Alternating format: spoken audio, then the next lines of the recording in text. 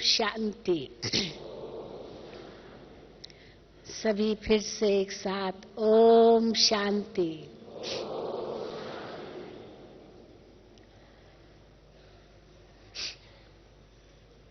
सभी परमात्म प्यार की अनुभवी आत्माएं होना। परमात्मा से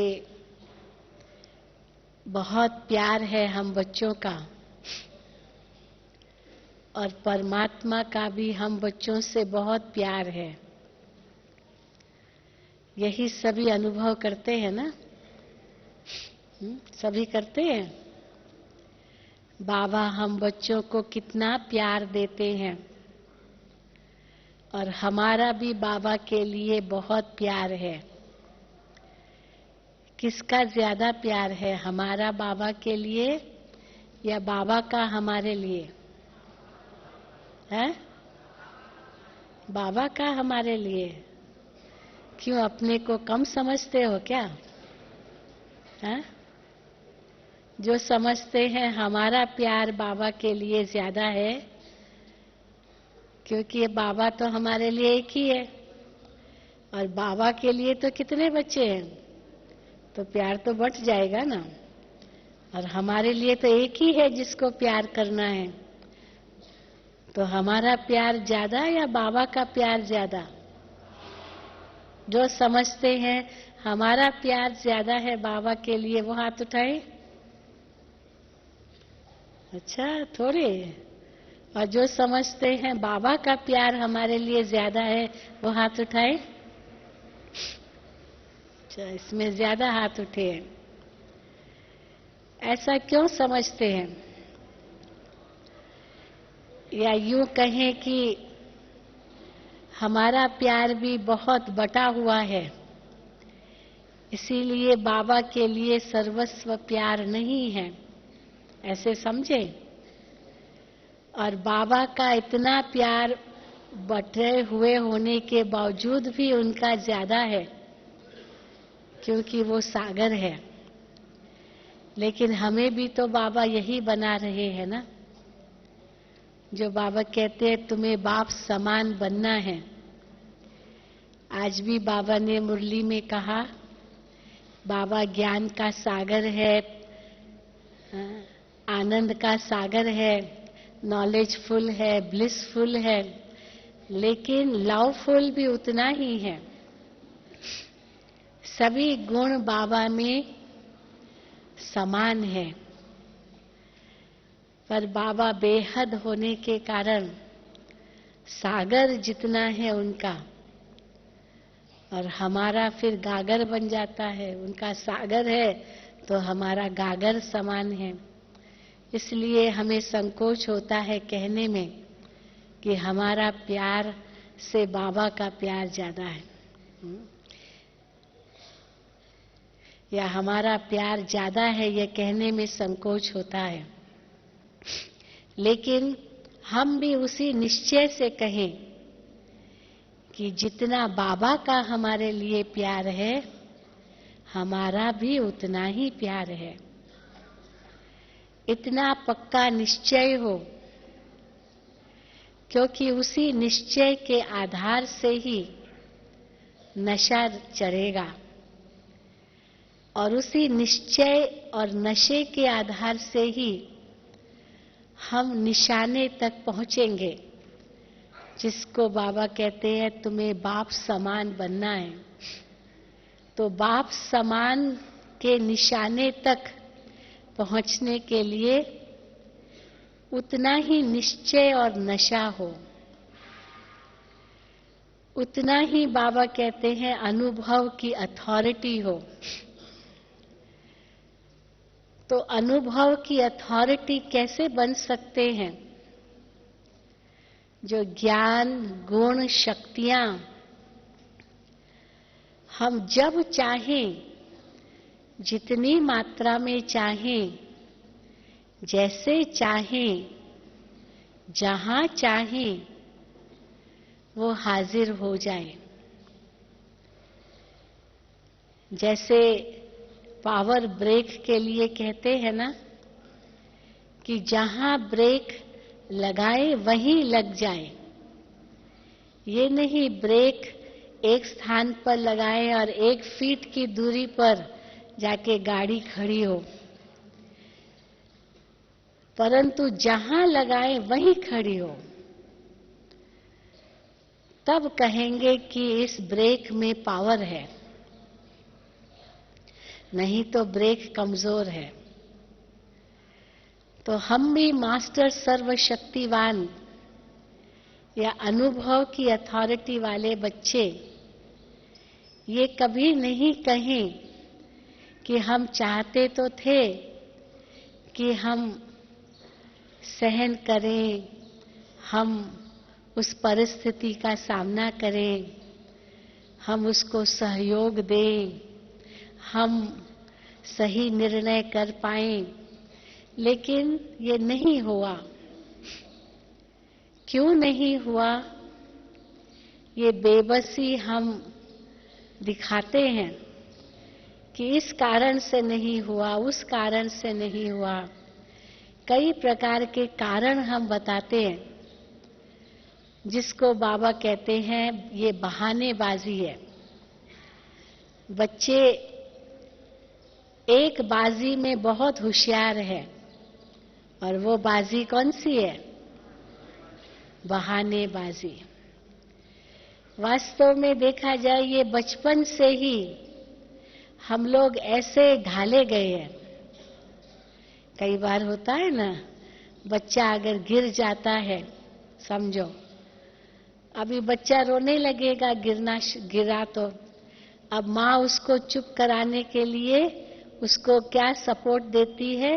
कहती है ये जो धरती है ना, यही छीछी है, ये धरती बुरी है, इस धरती को मारो। हाँ, तुमको गिराया इसने। तो वो बच्चा खुश हो जाता है, ये धरती के कारण मैं गिरा, मैं तो बहुत अच्छा हूं। तो धरती का दोष है। या किसी ने किसको मारा तो माँ को आकर के शिकायत करेगा, मम्मी उसने मारा, और मम्मी भी जाकर के उसको डांटेगी, तुमने मेरे बच्चे को क्यों मारा? पर वो बच्चा कहेगा कि पहले तो इसने मुझे मारा, इसने क्यों मारा? अपने बच्चे से भी तो पूछो। पर वो बच्चा बड़ा होशियार होता है, पहले उसने मारा ये नहीं बताएगा, परंतु क्या बताएगा? वो बच्चे ने मारा। तो माँ भी स्वीकार कर लेती है कि उसने मारा, पर मेरे बच्चे का भी दोष है, ये नहीं समझती है, क्योंकि मोह के वश है। तो अपने बच्चे में दोष कैसे निकालेगी? दूसरे के ही बच्चे में निकालेगी। लेकिन बाबा हमें कहते हैं कि अगर हम दूसरे का दोष निकालते हैं, ये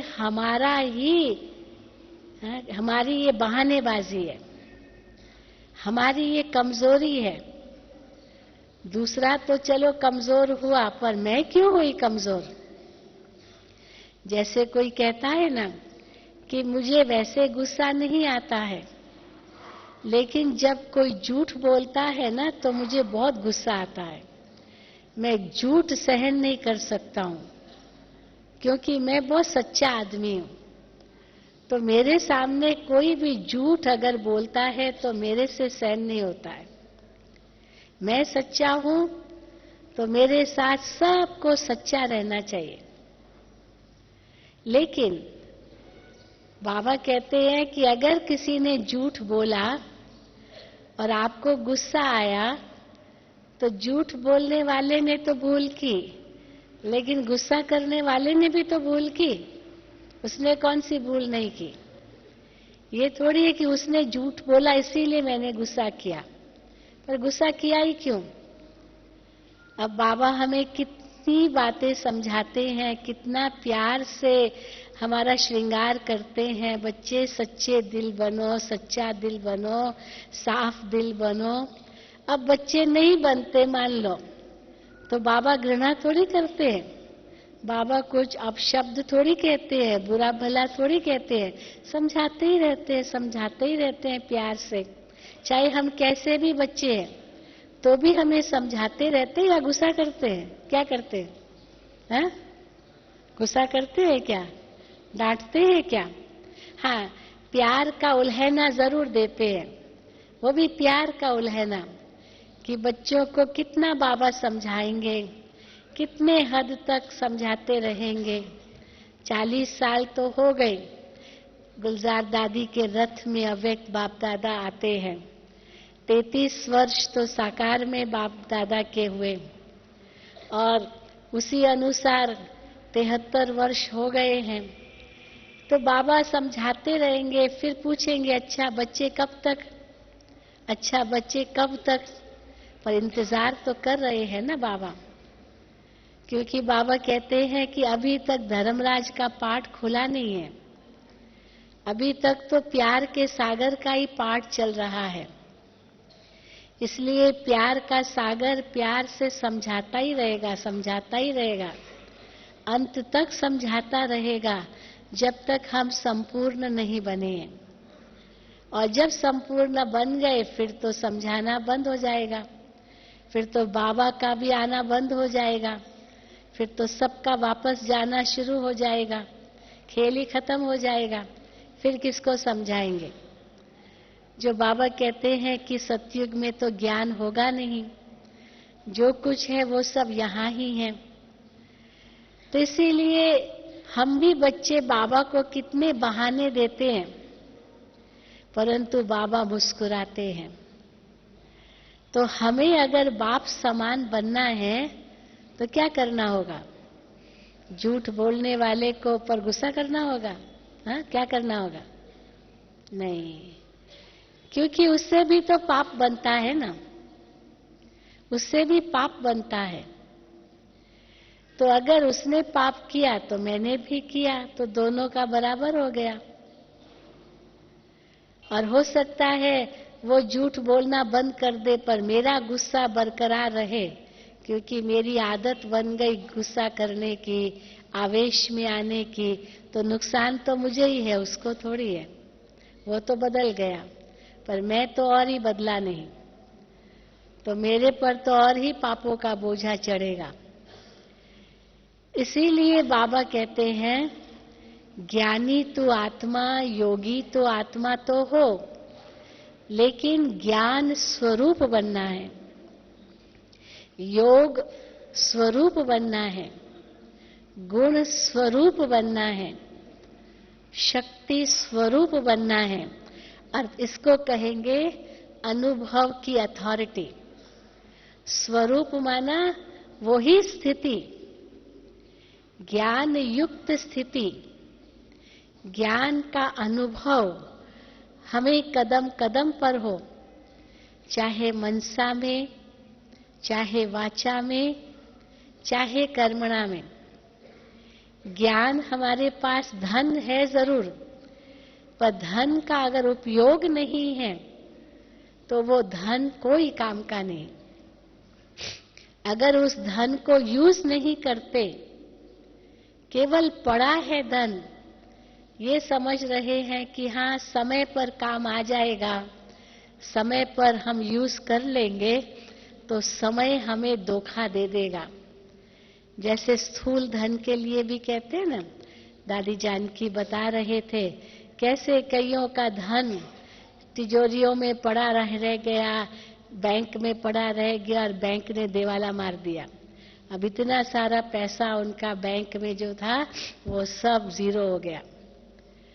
तो समय पर उन्होंने सफल ही नहीं किया, यूज भी नहीं किया, स्वार्थ के वश, लोभ के वश जमाई करते रहे, जमाई करते रहे और अंत में सब व्यर्थ चला गया।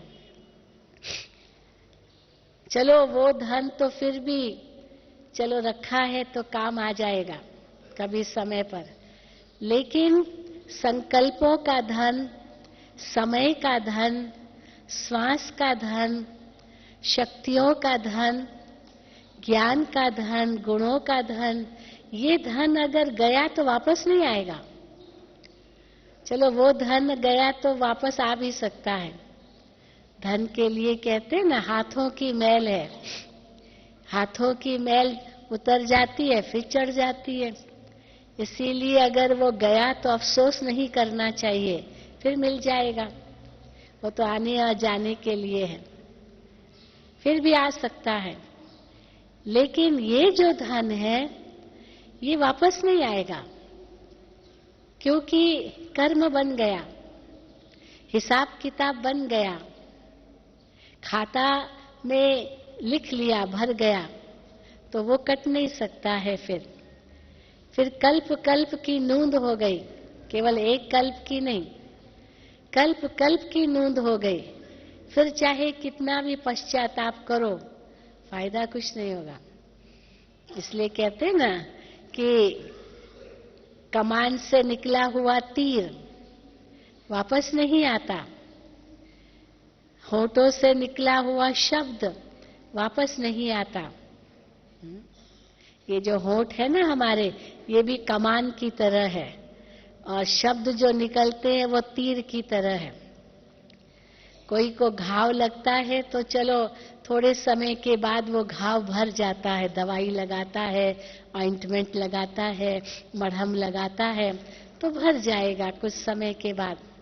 लेकिन ये वाणी से बोला हुआ घाव वो कितना गहरा हो जाता है, जो दूसरा व्यक्ति उसको भूल ही नहीं पाता है।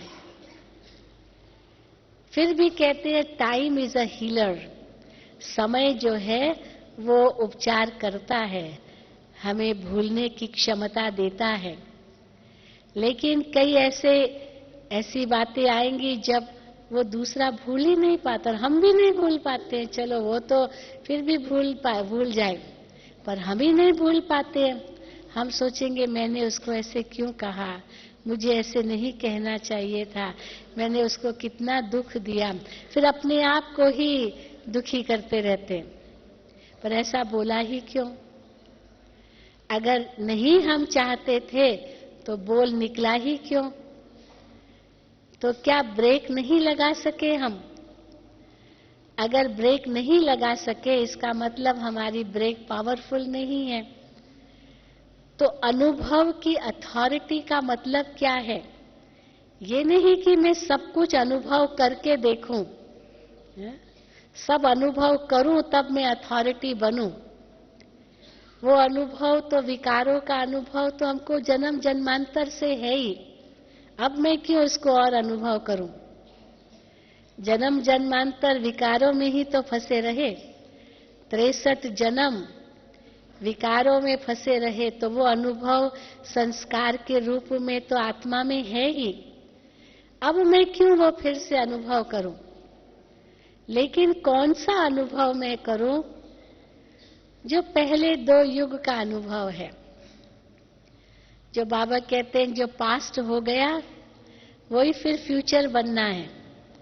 तो वो जो मेरा पहला अनुभव है सतयुग और त्रेता युग का, उस अनुभव की अथॉरिटी बनूं, या बाप दादा के अनुभव की अथॉरिटी बनूं, अपने लक्ष्य की अथॉरिटी बनूं, अनादि और आदि स्वरूप की अथॉरिटी बनूं। मेरा अनादि स्वरूप कैसा है, मेरा आदि स्वरूप कैसा है? बाबा अगर इस समय पर होते, इस परिस्थिति में, तो क्या करते? तो जो बाबा करते वही मुझे करना है, जो बाबा नहीं करते तो मुझे भी नहीं करना है। तो बाबा तो अनुभवी मूर्त है ही, हर ज्ञान की पॉइंट को, हर गुण को, शक्ति को ब्रह्मा बाबा ने अपने अनुभव में ढाला था, लाया था, और उसी अनुभव से बाबा सुनाते थे। सवेरे सवेरे उठ करके बाबा मंथन करते थे। ब्रह्मा बाबा बिल्कुल शांत वातावरण में बाबा मंथन करते थे। कई बार दादियाँ अनुभव सुनाती है कि हम सुबह सुबह बाबा के कमरे में जाते थे तो देखे बाबा बैठे हैं। तो बाबा से एक ने पूछा, बाबा क्या कर रहे हैं आप? तो बाबा ने कहा, मैं गरम गरम हलवा पका रहा हूँ, गरम गरम हलवा बना रहा हूँ बच्चों के लिए। अब वो तो बैठे थे पलंग पर, गरम गरम हलवा का मतलब विचार सागर मंथन कर रहे थे क्योंकि सुबह मुरली चलानी है। हालांकि ब्रह्मा बाबा कहते थे सदा यही समझो कि शिव बाबा मुरली चलाते हैं, क्योंकि मुरली तो शिव बाबा की है। लेकिन इसका मतलब ये नहीं कि ब्रह्मा बाबा कोई भुट्टू है, कोई बुद्धू है। वो भी तो विचार सागर मंथन करते हैं, वो भी बीच बीच में अपनी एडिशन करते हैं ब्रह्मा बाबा। पता चलता है मुरलियों से ये ब्रह्मा बाबा कह रहे हैं या डायरेक्ट शिव बाबा कह रहे हैं, पता चलता है। कभी कभी ब्रह्मा बाबा अपनी पुरानी बातें सुनाते हैं, कैसे राजाओं रजवाड़ों के साथ उनका संबंध था, कैसे बाबा धंधा करते थे, कैसे पहले गांव में रहते थे। तो बाबा कभी कभी ये बातें सुनाते हैं, तो ये ब्रह्मा बाबा सुनाते हैं। कई बच्चे पूछते हैं कि साकार मुरली और अव्यक्त मुरली में इतना अंतर क्यों है। कई बार होता है ना, अभी परसों साकार मुरली भी सुन रहे थे, साकार मुरली के बाद फिर आधी मुरली 1.5 पेज अव्यक्त मुरली थी। तो साकार मुरली बिल्कुल अलग और अव्यक्त मुरली बिल्कुल अलग, बिल्कुल फ्रीक्वेंसी अलग, अंतर हो गया।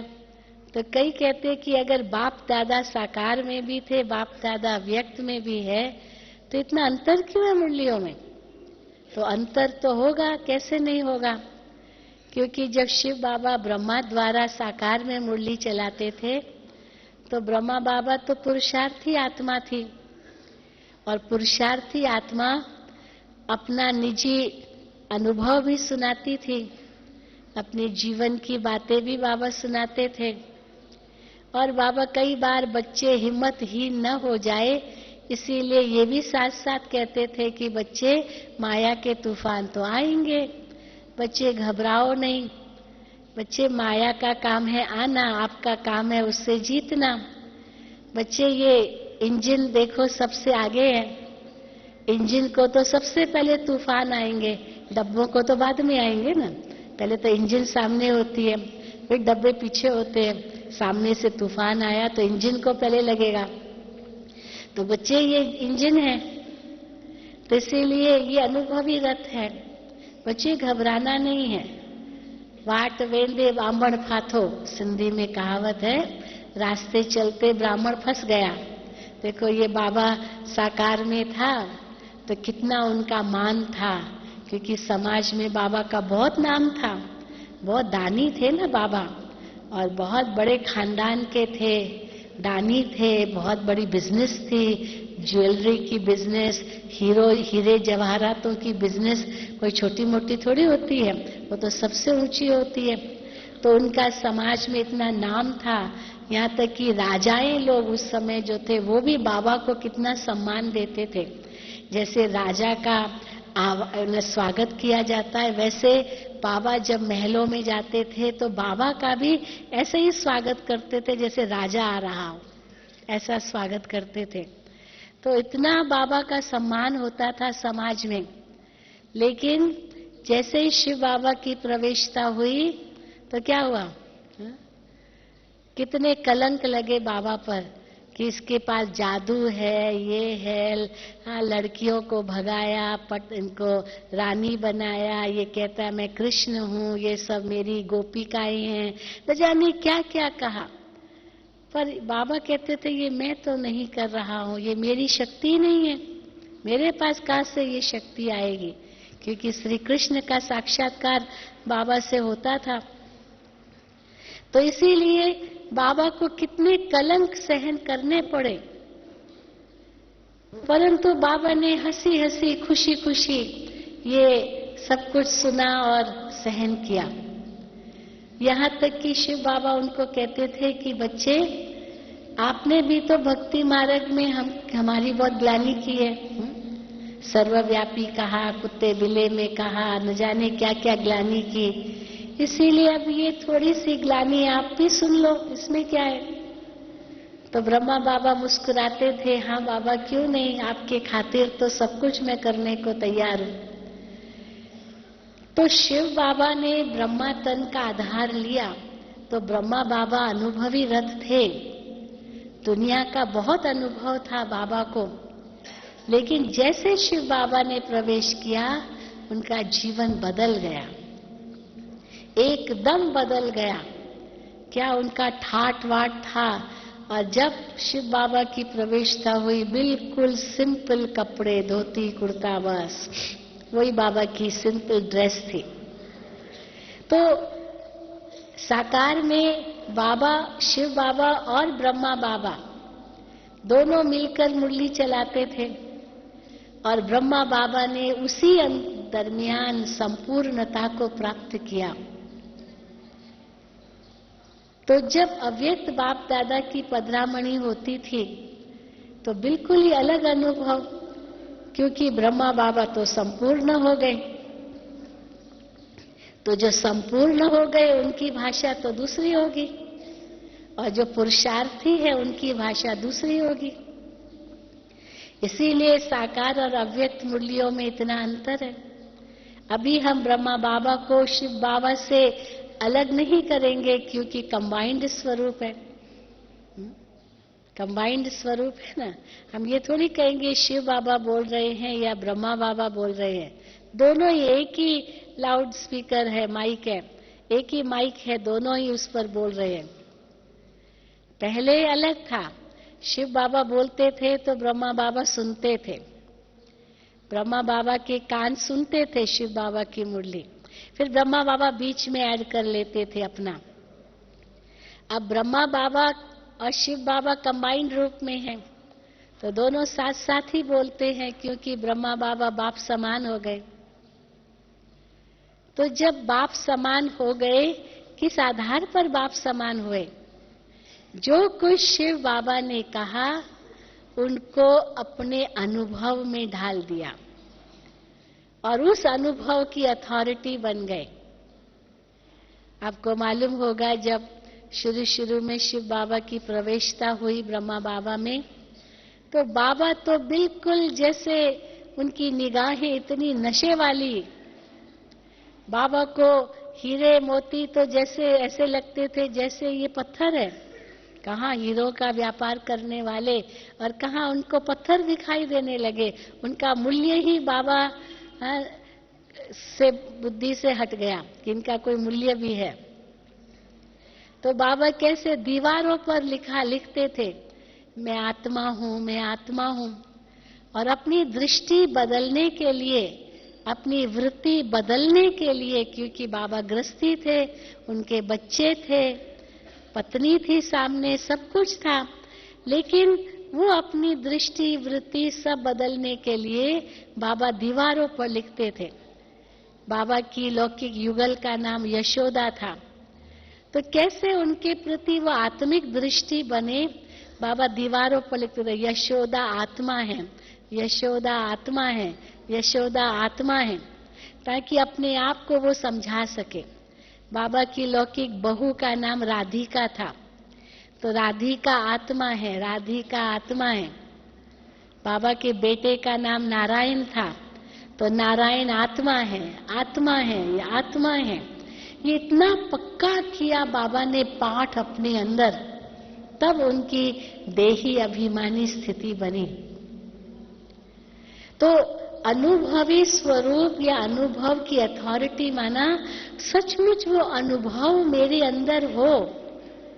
जब भी मैं किसी को देखूं, उसको आत्मा की दृष्टि से देखूं। क्या मेरी आत्मिक दृष्टि पक्की है? ये तो नहीं है कि मैं उसको नर रूप में या नारी रूप में देख रही हूं या देख रहा हूं। हाँ, भान क्यों नहीं है भाई, ये नारी का चोला है, ये नर का चोला है, इनका भी नारी का चोला है, नर का चोला है, लेकिन इसमें आत्मा है। जैसे बाबा ने उस दिन भी मुरली में कहा, सांप को न देख करके सांप की मणि को देखो। तो मणि तरफ ध्यान जाएगा, मस्तक तरफ ध्यान जाएगा, तो सांप को नहीं देखेंगे।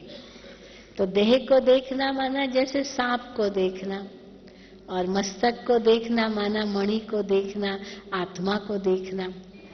तो ये दृष्टि बदल जाए, आत्मा को देखने की दृष्टि पड़ जाए, ये है अनुभवी मूर्त बनना, अनुभव की अथॉरिटी बनना। आत्मा की दृष्टि माना जितनी भी हदें हैं दुनिया के अंदर, कितनी हदें हैं दुनिया में, जिससे तेरा मेरा हुआ है संसार में, और आपस में लड़ते रहते हैं, झगड़ते रहते हैं, मारते रहते हैं, एक दो का खून बहाते रहते हैं। परंतु अगर आत्मिक दृष्टि हो तो ये सब हदें खत्म हो जाए। कितना प्यार प्रेम हो।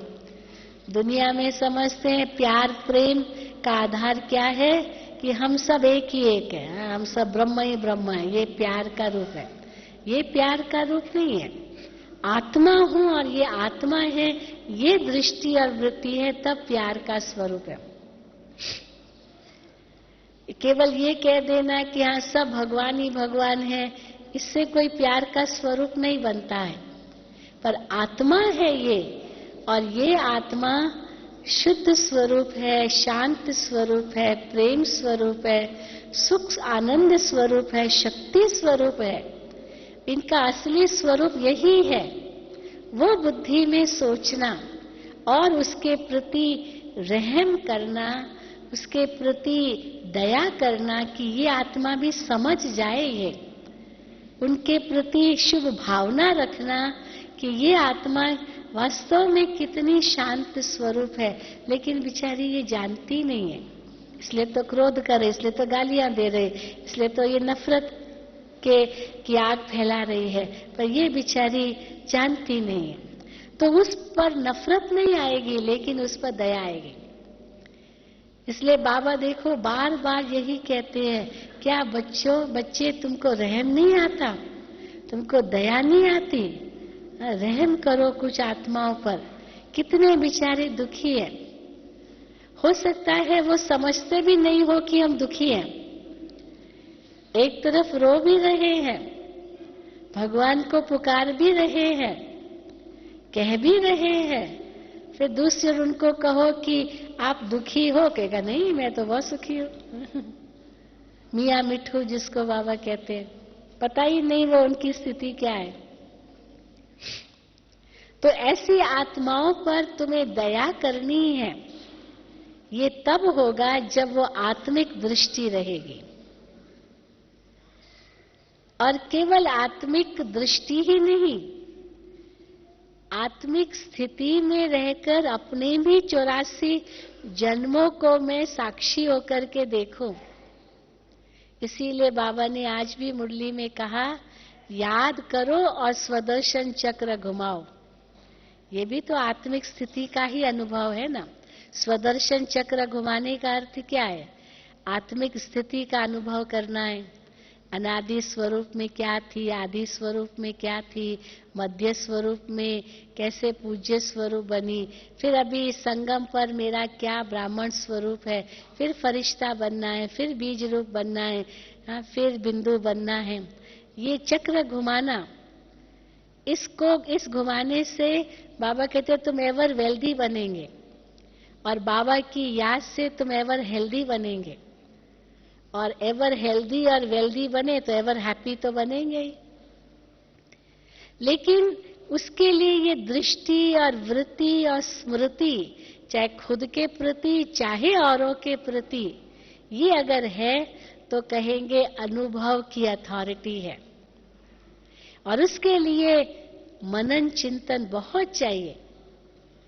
इसलिए बाबा बार बार हमारा अटेंशन खिंचवाते हैं कि व्यर्थ को समाप्त करो, व्यर्थ को समाप्त करो। व्यर्थ संकल्प, व्यर्थ बोल, व्यर्थ कर्म, कितना हमारा सारे दिन में व्यर्थ जाता है। हम तो कई बार देखते, समझो ट्रेन में हम बैठे हैं, अब लोग आसपास तो बैठे ही हैं, आपस में बातें करते, क्या बातें करते हैं, सब व्यर्थ, फालतू बातें होती है, इधर की उधर की, यहाँ की वहाँ की, पर चिंतन यही होता है।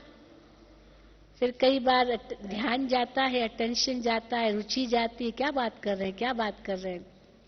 पर दुनिया में लोगों को बातें ही क्या है, ऐसी कोई ऊंची ज्ञान की बातें तो है ही नहीं जो वो बोल रहे हो एक दो के साथ। ऊंची ईश्वरीय बातें तो आपस में कभी करते ही नहीं है। तो सांसारिक बातें ही करते रहेंगे, गिराने वाली बातें ही करते रहेंगे। इसके लिए बाबा कहते सुनते हुए नहीं सुनो, क्योंकि उनको रोक तो सकते नहीं है हम। तो सुनते हुए नहीं सुनो, देखते हुए नहीं देखो, क्योंकि आंखें तो खुली है ना, हम उनको मना भी नहीं कर सकते हैं, दिखाई तो देता है। तो सुनते हुए नहीं सुनो, देखते हुए नहीं देखो, ये अभ्यास अवश्य डालना पड़ेगा, जिसको बाबा कहते हैं साक्षी और दृष्टा। हमारे ऊपर उसका प्रभाव न पड़े, किसी के भी प्रभाव में हम न आए। जो परसों भी बाबा ने कहा, किसी के भी प्रभाव में ना आओ। ये बहुत अच्छा है, अच्छी बात है, अच्छा है। किसी को अप्रिशिएट करना, किसी की महिमा करना, ये बहुत अच्छी बात है। देखो हमारी दादियां कितनी महिमा करती है कईयों की। क्लास में भी दादी महिमा करेगी, फलाने देखो कैसी सेवा करता है, कितना अच्छा है। अब ये अप्रिशिएट करना ये अच्छी बात है, उनकी महिमा करना, उनके गुण समझ करके वर्णन करना ये अच्छी बात है, और ही करना चाहिए। उससे उनका उमंग उत्साह बढ़ता है।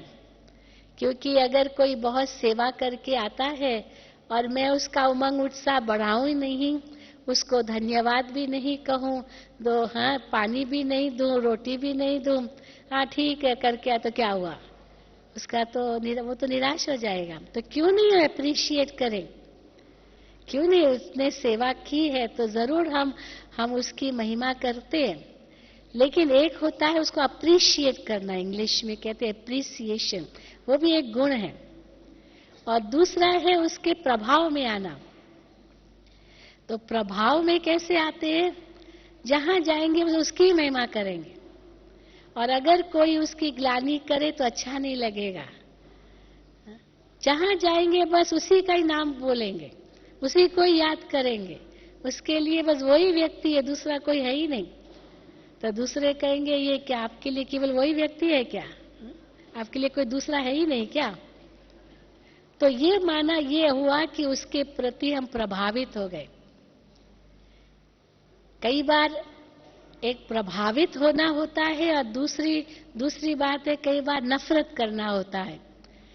कोई अगर किसी की महिमा कर रहा है और मुझे सुनाई पड़ रहा है कि ये फलाने की महिमा कर रहा है, तो एकदम से मैं नाराज हो जाऊंगी। क्या उसकी क्या महिमा करना? हो तो ऐसा बेकार आदमी है, उसकी क्या महिमा करना? तो उसके प्रति मुझे नफरत है और उसकी महिमा मैं सुन नहीं सकती हूँ, क्योंकि ईर्ष्या है मेरे अंदर। तो जहाँ ईर्ष्या होगी वहां हम दूसरे की महिमा सुन नहीं सकेंगे। और उसका कारण बाबा बताते दे अभिमान। तो कल परसों बाबा ने दोनों बातें कही, ये भी व्यर्थ के खाते में जाता है, ये लीकेज है। किसी पर प्रभावित होना और दूसरा दे अभिमान में आना। तो दे अभिमान में आने के कारण फिर वो नेगेटिव बातें आएगी। तो अनुभव की अथॉरिटी का मतलब है कि जो भी गुण बाबा बता रहे हैं, जो भी शक्तियां बाबा बता रहे हैं, वो मेरे अनुभव में हो। और दूसरा अथॉरिटी माना जब हम उनको बुलाएं वो हाजिर हो। ये नहीं कि मैं चाहती हूं कि मैं सहन करूं और मैं सहन कर ही नहीं सकूं। जो बाबा ने परसों इस पर और भी जोर दिया,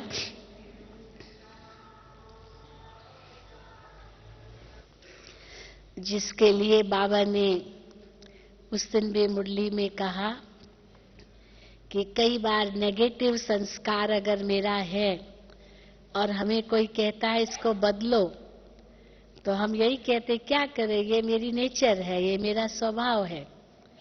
तो जैसे उस नेगेटिव नेचर के लिए कहते ये मेरा स्वभाव है, वैसे जो हमारा अनादि आदि संस्कार है उसको इमर्ज करके हम कहें ये मेरा असली स्वभाव है, नेचुरल नेचर, जिसको बाबा ने मुरली में कहा। ये जो मेरा अभी का स्वभाव है वो तो मेरा स्वाभाविक गुण नहीं है, ये तो द्वापर कलयुग में आया। द्वापुर में भी क्या आया होगा, कलयुग के अंत में आया है। लेकिन मेरा सतयुग आदि और परम धाम में जब मैं आत्मा थी, वो मेरा संस्कार कैसा था, तो उसको इमर्ज करो। तो ये बाबा हमें क्यों कहते हैं? क्योंकि बाबा कहते हैं अभी इस समय की इसकी आवश्यकता है। आज बाबा ने तो कितनी बड़ी बात कही, सवेरे की मुरली सुनी होगी आपने। बाबा ने कहा कि जितने भी ये धर्म स्थापक आए, किसी को भी पैगंबर नहीं कहेंगे। वैसे तो कहेंगे ना, क्राइस्ट भी पैगंबर था, मोहम्मद भी पैगंबर था, यही मानते पैगंबर। पैगंबर माना पैगाम ले आए भगवान का। अब पैगाम क्या लाए? वो तो केवल जो उनकी आत्मा के अंदर ज्ञान के संस्कार, पवित्रता के संस्कार मर्ज रूप में थे, वो उन्होंने इमर्ज किया और सुनाया। पवित्रता तो थी ना, जो कल्प के अंत में उन्होंने फिर से धारण की और वो लेकर गई आत्मा। और द्वापुर युग में या कलयुग में जब जब उनके धर्म स्थापन करने का समय आता है, वो आकर के वो संस्कार प्रकट करती है। मैसेज क्या लाए? भगवान का मैसेज तो नहीं लाए। भगवान का मैसेज भगवान खुद ही लाते हैं। और क्या है भगवान का मैसेज? कौन सा है भगवान का मैसेज? क्या है भगवान का मैसेज? हाँ, क्या बाबा आकर के संदेश देते हैं? बोलो, मैसेज क्या देते हैं? संदेश होता है ना, किसी का संदेश होता है। वो संदेश में क्या कहते हैं? भाई तुमको ऐसे चलना है ना। संदेश आता है कि अभी घर बुलाया है आपको, चलो। तो भगवान ही आकर के कौन सा संदेश देते हैं? कि अभी घर चलना है, घर चलना है। घर चलने का संदेश बाबा ही दे सकते हैं। कोई भी धर्म पिता की आत्मा ये संदेश नहीं दे सकती है कि घर चलना है, क्योंकि उनके आने के बाद तो जो उनके धर्म की आत्माएं हैं, उनको नीचे उतरना है। तो घर चलने का संदेश कैसे दे सकती है? हाँ, इस दुनिया में कैसे रहना है ये जरूर सुनाती है। इसलिए जितने भी धर्म पिताएं आए, उस समय क्या क्या मांग थी, समय के अनुसार क्या क्या मांग थी, आवश्यकता थी, धारणा की जरूरत थी, समाज को चाहिए था, वो बात उन्होंने जोर दे करके कही। यही है। इसीलिए बाबा कहते हैं वो मैसेंजर भी नहीं है। मैसेंजर माना किसी का पैगाम लाना। पैगाम लाते कि आपको बुलाया जा रहा है, आपको वहां जाना है। ये मैसेज तो लाते नहीं, क्योंकि घर जाने की तो बात कहते ही नहीं है। तो इसीलिए बाबा कहते हैं कि वास्तव में वो धर्म पिताएं भी जो आधा कल्प सतयुग त्रेता के समय वो परम धाम में है, वो उसी को ही स्वर्ग समझ बैठे हैं। धरती पर सतयुग त्रेता में स्वर्ग है, ये उन धर्म पिताओं को भी पता नहीं है। इसीलिए वो मोक्ष की कामना करते हैं, मुक्ति की ही बातें सुनाएंगे, उसको ही वो हेवन समझते हैं। और फिर ये भी कहेंगे हाँ, father which art in heaven, जैसे क्रिश्चियनिटी में बताते हैं, हमारा फादर जो हेवन में है, वो ऐसा हेवन हमें धरती पर लाना है। अब भगवान तो हेवन में रहता नहीं है, वो तो परम धाम में रहता है ना। तो परम धाम और स्वर्ग दोनों के अंतर को धर्म पिताओं ने भी नहीं समझा, क्योंकि उनको अनुभव ही नहीं है सतयुग त्रेता का। इसलिए उनको ही वो हेवन समझते हैं, घर को ही। और बाबा कहते घर तो मैं ही लेके जा सकता हूँ। भले वो कहते हैं कि हाँ क्राइस्ट आएगा, सबको कब्र से निकालेगा, ये करेगा वो करेगा। अब क्राइस्ट कहाँ से करेगा, क्योंकि वो आत्मा तो पुनर्जन्म में आकर के अभी कलयुग अंत में है। इसीलिए केवल भगवान ही ये बातें समझा सकता है कि मेरी रचना कैसे चलती है। और इसलिए जैसे परमात्मा इतनी बड़ी अथॉरिटी है, ज्ञान की अथॉरिटी है, और उस अथॉरिटी से बाबा बोलते हैं तो हम बच्चों को भी उस प्रकार की अथॉरिटी बन करके समझाना है, लेकिन युक्ति युक्त भी समझाना है, किसी को ठेस भी न पहुंचे। अब कोई श्री कृष्ण का भक्त हो और आप उसको सीधा कह दो श्री कृष्ण भगवान नहीं है, तो क्या होगा? हा? क्या होगा भाई? हार्ट फेल हो जाएगा। यानी वो कभी नहीं बाबा का ज्ञान सुनेगा। क्यों सुनेगा? क्योंकि जिसमें उनकी श्रद्धा है उसको क्यों ठुकराएगा वो? लेकिन युक्ति युक्त समझाना माना उसको पहले श्री कृष्ण की महिमा सुनानी है। क्यों नहीं सुनाओ? श्री कृष्ण की महिमा कोई कम थोड़ी है, इतनी ऊंचे से ऊंची उसकी महिमा है। तो उनकी महिमा सुनाकर फिर कहो कि हाँ, उनको भी इतना ऊंच बनाने वाला कौन। तो जब हम इस प्रकार की बातें सुनाएंगे तब फिर आपका जो आप सुनाएंगे वो ध्यान से सुनेंगे, स्नेह से सुनेंगे, सम्मान से सुनेंगे, आपको भी रिस्पेक्ट देंगे। नहीं तो कहेंगे सुनना ही नहीं मुझे। तो इसीलिए बाबा जैसे कहते हैं ना, चूहा अगर काटता है तो कैसे काटता है? सीधा नहीं काटता है, पहले क्या करता है? फूंक मारता है ना? फू फू करेगा, आपको लगेगा ये हवा कहाँ से आई, लेकिन वो चूहे ने फूंक मारी और फूंक मार करके फिर काटता है।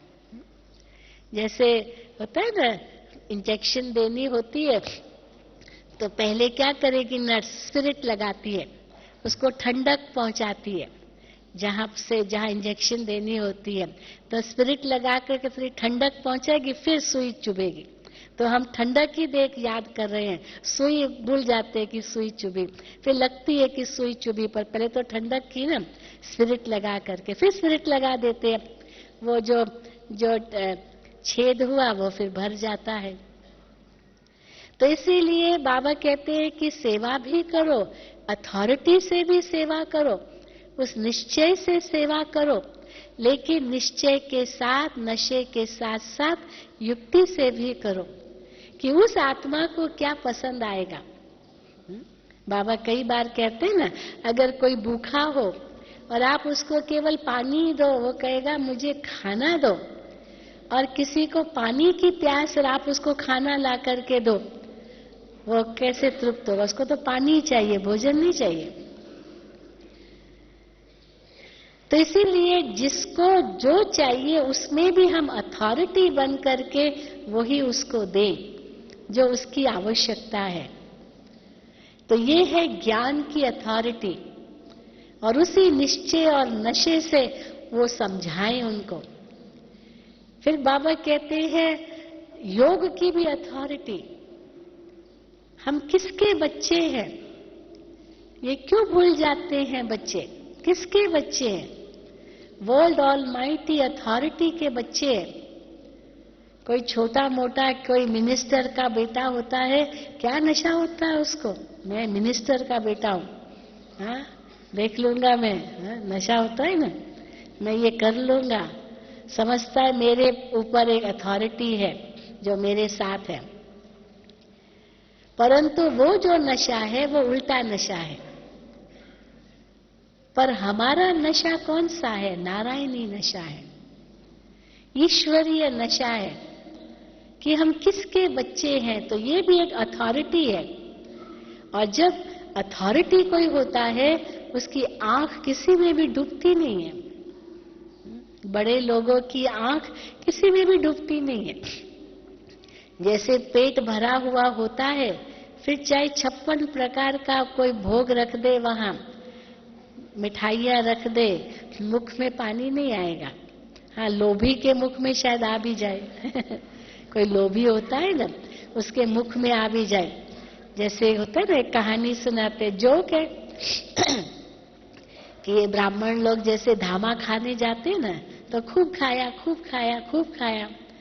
अब उसके बाद लड्डू लेकर के आए, तो लड्डू का भाई अभी तो कुछ नहीं खाया जा सकता, बहुत खाया बहुत खाया। तो फिर उसके बाद एक हाजमोला ले आए। हाजमोला होता ना, भोजन को हजम करने के लिए। तो कहा हाजमोला भी नहीं खा सकता हूं। तो कहा नहीं हाजमोला खाइए। तो कहा अगर हाजमोला खाने के लिए जगह होती तो लड्डू नहीं खाता। लड्डू ज्यादा प्रिय है हाजमोला से। चुटकुला है ये, लेकिन लोभी नर जो होगा वो तो भूखा ही होगा, चाहे उसको कितना भी मिल जाए। तो बाबा कहते हैं कि जब तुम बच्चे ये जानते हो तुम कौन हो, किसके हो, कहाँ के हो, तो किसी में भी तुम्हारी आंख डूब नहीं सकती है। लेकिन हाँ, एप्रिशिएट सबको करेंगे। जानते हैं ना कि द्वापर युग से कैसे भक्ति शुरू हुई। ये भक्ति भी जरूरी थी, धर्म पिताओं का आना भी जरूरी था।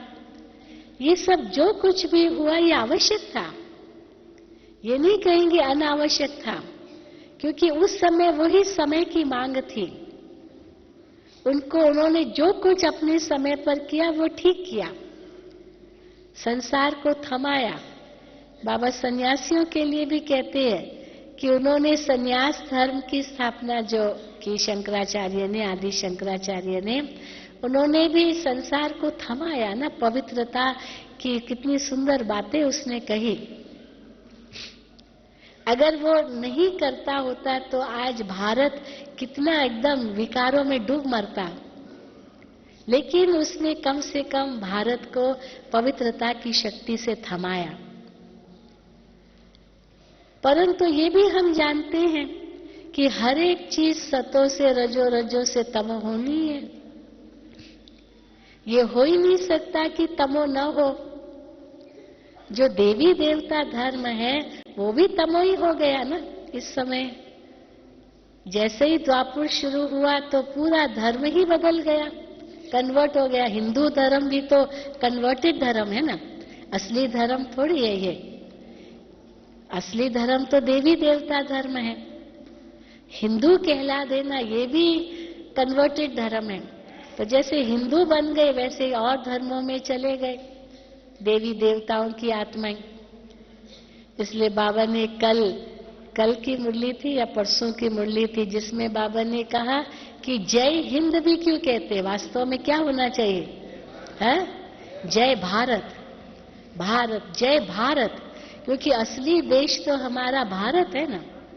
हिंद तो बाद में हुआ, हिंदुस्तान पाकिस्तान अलग हो गया, देश के दो टुकड़े हो गए, तब जाकर के ये नाम पड़ा।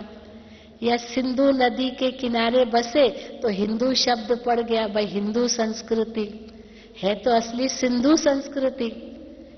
इंडस सिविलाइजेशन, वो इंडस के नाम से इंडिया शब्द आ गया, सिंधु के नाम से हिंदू आया, हिंदू के नाम से हिंदुस्तान आया।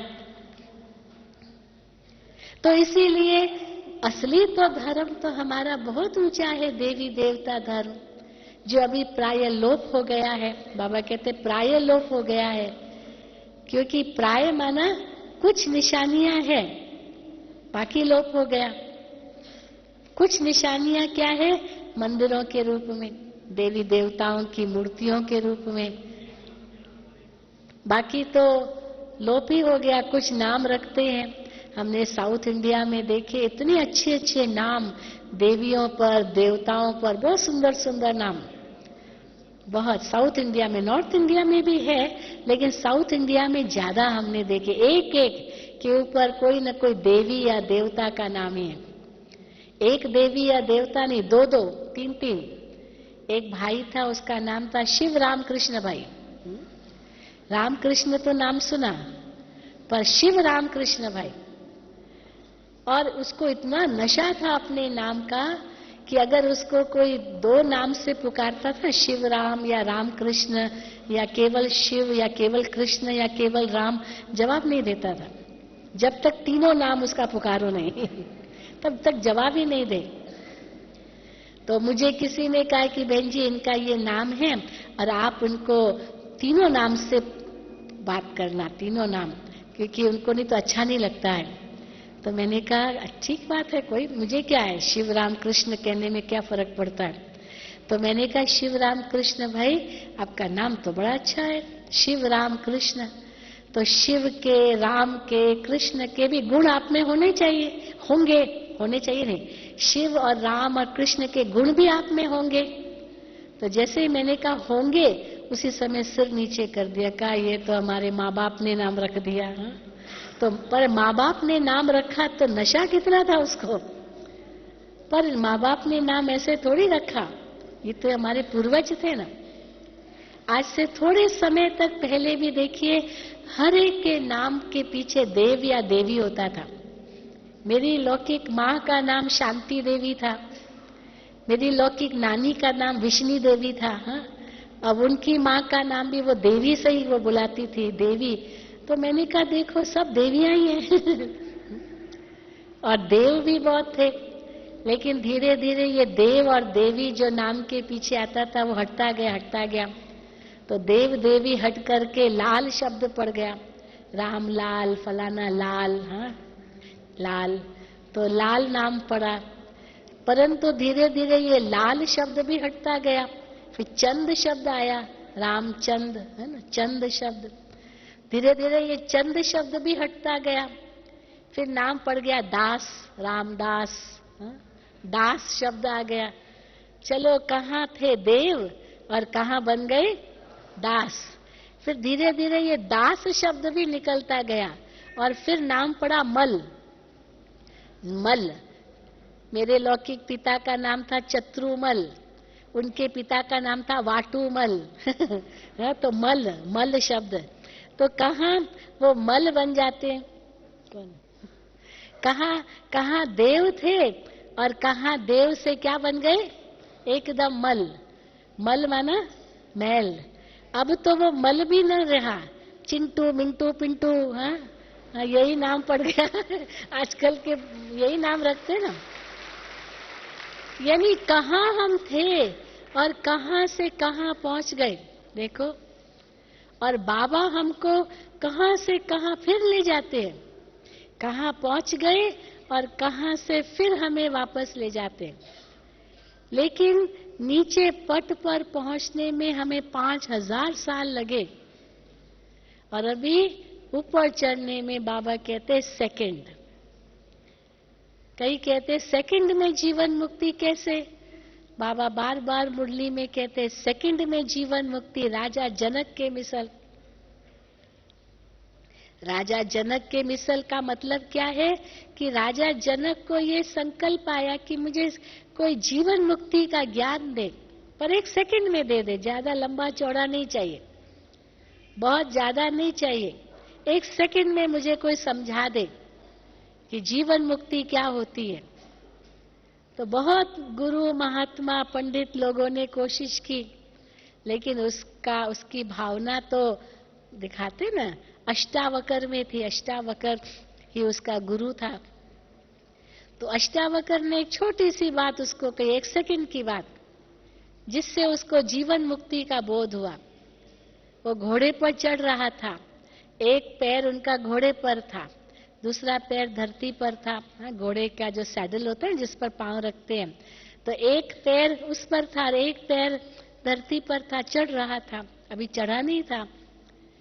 तो अष्टावकर ने पूछा, कहाँ हो आप, घोड़े पर हो या धरती पर हो? अब वो क्या कहे, घोड़े पर है या धरती पर है? तो कहा दोनों पर हूं और दोनों पर नहीं हूं, हूं और नहीं हूं, है और नहीं, यही जीवन मुक्ति है। जीवन मुक्ति क्या है और नहीं है। क्योंकि है माना सब कुछ है, पर नष्टो मोहा भी उतना ही है। 1 सेकंड में आत्मा उड़ गई, पंछी उड़ गया, जरा भी मोह नहीं। इसको कहेंगे है और नहीं है, मेरा कुछ नहीं। तो संगम युग की जीवन मुक्त अवस्था यही है, जिसको बाबा कहते हैं मैं और मेरा अगर कहने की आदत भी है तो मैं आत्मा, मेरा बाबा, ये मैं मेरे के साथ जोड़ो बस, और कुछ नहीं। सतयुग में ये भी ज्ञान नहीं होगा, लेकिन वहां किसी भी वस्तु में मोह नहीं होगा, क्योंकि सतयुग में जो भी संस्कार होंगे वो सब यहां से भरकर जाना है। जो भी प्रारब्ध हमारी होंगी वो यहाँ के ही पुरुषार्थ की प्रारब्ध होगी। द्वापर कलयुग में जो कुछ प्राप्ति है वो एक जन्म पूर्व की प्राप्ति अगले जन्म में मिलती है। जो पिछले जन्म में दान पुण्य किया, जो कुछ किया, वो अगले जन्म में मिलेगा। लेकिन सतयुग त्रेता की प्राप्ति वहां के पुरुषार्थ के आधार पर है ही नहीं। सारी प्राप्ति यहाँ के पुरुषार्थ के आधार पर है। अगर एक जन्म के पुरुषार्थ और फिर प्राप्ति, पुरुषार्थ फिर प्राप्ति, तो फिर द्वापर युग आता ही नहीं। कई कहते हैं ना कि देवताएं वाम मार्ग में गए, क्यों गए? क्या उन्होंने पाप किया जो वाम मार्ग में गए? कौन सा पाप किया जो वाम मार्ग में गए? क्यों द्वापर युग आया? सतयुग त्रेता ही होना चाहिए था हमेशा। लेकिन क्यों द्वापर आया? क्योंकि वहां नया कुछ बीज डाला ही नहीं, केवल खाते ही गए, खाते ही गए, खाते ही गए, 2 युग तक खाते ही रहे। कई कहते क्यों नहीं वहां बीज बोते? तो उसका उत्तर है कि आवश्यकता ही नहीं है। आवश्यकता किसका? आवश्यकता ही नहीं है तो किसको आप देंगे? अब आपके घर में खाना बच गया, अब किसको देंगे? कोई मांगने वाला नहीं है, कोई भिखारी नहीं है, किसी को चाहिए नहीं, तो क्या करेंगे? कहाँ तक खाएंगे? फेंकना पड़े, समझो। तो सतयुग त्रेता में किसी को आवश्यकता ही नहीं, हर एक अपने आप में संपन्न है, तो इसीलिए वहां केवल खाते ही रहते। कई कहते ऐसे क्यों? मेरे बाबा कहेंगे खेल है। क्या है ये? खेल है। बस इस खेल को समझो, इस खेल में खेलो। कई फिर कहेंगे कि अगर अच्छा नीचे उतरना ही है तो फिर पुरुषार्थ ही क्यों करें? बाबा कहते अच्छा कुछ मत करो, कुछ तो करोगे, बैठे थोड़ी रहोगे, कुछ तो करोगे, तो कुछ तो करो, मन अच्छा करो ना, कुछ तो करना ही है। फिर कहेंगे सब कुछ निश्चित है, फिर पुरुषार्थ क्यों करे? अरे निश्चित प्रारब्ध है तो पुरुषार्थ भी तो निश्चित है ना, वो क्यों भूल जाते हो? केवल प्रारब्ध निश्चित है ये क्यों सोचते हो? पुरुषार्थ भी तो निश्चित है ना। इसलिए आप अपना पुरुषार्थ करो। पता तो है नहीं कि क्या प्रारब्ध है, इसलिए पुरुषार्थ तो करना फर्ज है, क्योंकि पुरुषार्थ अनुसार ही प्रारब्ध है। पर ड्रामा का ज्ञान बाबा ने हमें इसलिए अपनी सीक्रेट, अपनी रचना का सीक्रेट हमें दिया है कि इस ड्रामा के ज्ञान के आधार से आप कई जो प्रश्न आपके मन में उठते ना, ये क्यों, ये क्यों, ये क्यों, ये क्यों, इतना क्यों क्यों क्यों करके अपना दिमाग ही खाली कर देते। हम देखते हैं दुनिया में कई नए विद्यार्थी लोग, यंगस्टर्स डिप्रेशन के मरीज बन जाते। डिप्रेशन, मैं अभी इलाहाबाद गई थी, वहां एक बहन मुझे बता रही थी अपने बेटे का अनुभव। बड़ा उसके इतनी दुखी थी, तो बेटे को तो इसने इतना अच्छा पढ़ाया लिखाया, लायक बनाया, बहुत कुछ धन खर्च किया उसके पीछे, और आईटी में वो बहुत आगे गया, इतना सुंदर। तो और उसको अमेरिका में जॉब भी मिल गई, बहुत खुश हुए माँ बाप, बहुत अच्छा लगा, बहुत उनकी उस समय मना इनको पे मिलने वाले ये भी पता था। लेकिन जब वो अमेरिका में गया, कुछ समय तक उसने काम किया, अब जो कुछ भी उसने किया उसका जो श्रेय है वो दूसरे ने ले लिया। उसके कोई क्लासमेट थे, वो होशियार था, बहुत चालाक था, ये तो बेचारा भोला भाला था, बड़ा अच्छा था, वरना गुणवान लड़का था, बड़े अच्छी तरह से माँ बाप ने उसको पाला था। तो उसने तो कभी सोचा भी नहीं होगा कि ऐसे भी कोई चालाक निकलेगा और ये सब मेरा श्रेय ले जाएगा। तो वो सारा जो कुछ इसने मेहनत की, वो दूसरे ने सारा श्रेय अपने ऊपर रख लिया और कॉपीराइट ले लिया, जो कुछ भी किया। और इसके ऊपर तो इतना सदमा आया, इतना सदमा आया, जो एकदम डिप्रेशन का मरीज बन गया। इतना होशियार लड़का, इतना डिप्रेशन कि वो कुछ कर ही नहीं सके। आखिर माँ बाप को अमेरिका जाना पड़ा, बच्चे को वापस घर में लाना पड़ा, और अभी बच्चे को कैसे समझाएं, क्या समझाएं। तो फिर किसने उनको कहा कि आप है ना इनको मेडिटेशन सिखाओ, मेडिटेशन सिखाओ, थोड़ा ज्ञान सुनेंगे, ब्रह्मा कुमारी इसमें ले जाओ। तो अभी वो धीरे धीरे रोज आता है, माँ बाप उसको लेकर के आते हैं कि ये मेरा बच्चा थोड़ा डिप्रेशन से निकले, इतना इंटेलिजेंट। अब इसको बाबा कहते ड्रामा का ज्ञान है। अब इतने सारे देखो अभी क्या नहीं हो रहा है दुनिया में, बैंक्स फेल हो रही है, दिवाला मार रहे हैं, लोगों को तो हार्ट फेल हो रहे हैं लोग, पर ड्रामा का हम बच्चों को ज्ञान है। बाबा हमें सावधान कर ही रहे हैं, इशारे दे ही रहे हैं, ये सब होना है, ये निश्चित है, इसको रोक भी नहीं सकेंगे। नर चाहत कुछ और की और भई, ये निश्चित होना ही है। तो जब निश्चित भावी है, वो अटल है, उसको कोई नहीं रोक सकता, तो जिस समय वो बात होगी उस समय हमारी स्थिति कैसी रहनी चाहिए, है? कैसी रहनी चाहिए? अचल, अडोल, स्थिर, एक रस। और उस समय हमारा पेपर होगा 1 सेकंड का, नष्टो मोहा स्मृति लब्धा। वो 1 सेकंड का पेपर होगा, उस समय और कोई याद ना आए सिवाय बाबा के। और इसलिए बाबा बार बार यही हम बच्चों को ताड़ना देते रहते, बच्चे मैं बैठा हूं, बच्चे मैं हूं आपके साथ, बच्चे आपके सिर पर बाप का हाथ है, वरदानी हाथ है, बच्चे घबराओ नहीं, डरो नहीं। मुझे एक बहन आज ही अपना अनुभव सुना रही थी, बड़ा सुंदर अनुभव सुनाया उसने कि वो समर्पित जब हुई तो समर्पित होने के बाद, मतलब बहुत बड़े घर की, ब्राह्मण, लौकिक ब्राह्मण परिवार, तो बहुत बड़े घर की, और समर्पित हुई। लेकिन थोड़े समय के बाद इसके फादर की डेथ हो गई। अब उसको इतनी चिंता लग गई, क्योंकि छोटे छोटे भाई बहनें उनकी, अब ये सबसे बड़ी थी, तो उसकी बहुत चिंता लग गई उसको, तो बहुत चिंतित रही।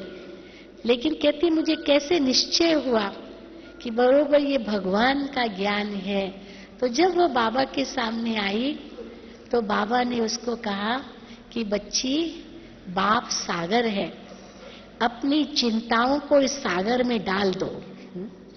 बाप जिम्मेदार है, अपनी चिंताओं को इस सागर में डाल दो, बाप सागर है, उसमें डाल दो, और देखो बाबा कैसे रक्षक बनते हैं।